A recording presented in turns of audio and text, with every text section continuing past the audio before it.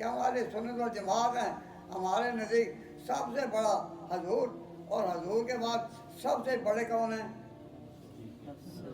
سب سے بڑے حضرت صدیق اکبر، کہ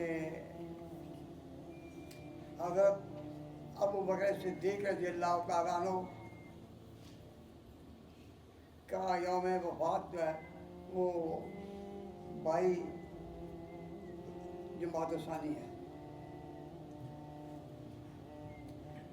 اور ہم اپنے اہل سنت و جماعت بھائیوں سے جب کبھی گزارش کرتے ہیں کہ حضرت ابو بکر صدیق رضی اللہ تعالیٰ عنہ کا درجہ اسلام میں کیا ہے، اللہ تبارک و تعالیٰ نے 4 شخصیتوں کا بڑا انعام کیا، وَأُولَٰئِكَ أَنْعَمَ اللَّهُ عَلَيْهِمْ مِنَ النَّبِيِّينَ والصدیقین والشہداء والصالحین وحسن اولئک رفیقا، کہ 4 ہیں۔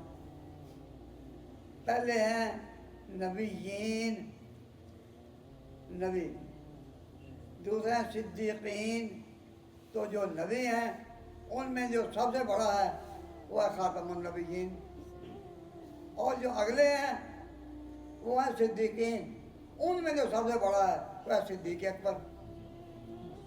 آپ جب اپنے ماحول میں ان بزرگوں کا تذکرہ کرتے ہیں تو حضرت ابو بکر کا جب نام آتا ہے تو یوں نام لیتے ہیں ابو بکر صدیق، صدیق اکبر۔ تو جب ان کو کہتے ہیں صدیق اکبر، صدیقوں میں صدیق اکبر، اور نبی پاک صلی اللہ علیہ وسلم سارے نبیوں میں نبی بڑا سب سے، تو نبیوں میں کون بڑا؟ خاتم النبیین، اور صدیقوں میں کون بڑا؟ صدیق اکبر۔